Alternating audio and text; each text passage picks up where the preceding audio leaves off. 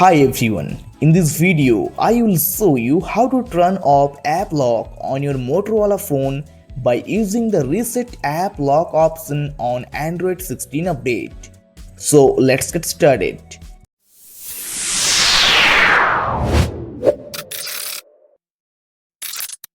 First of all, open settings. Then tap on apps. After that, just scroll down.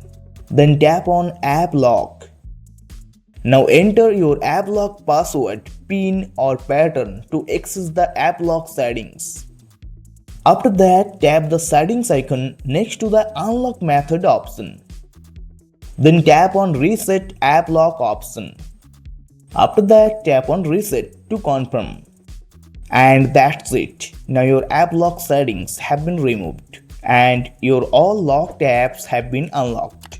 Okay guys, if you found this video helpful, please like the video and subscribe to the channel.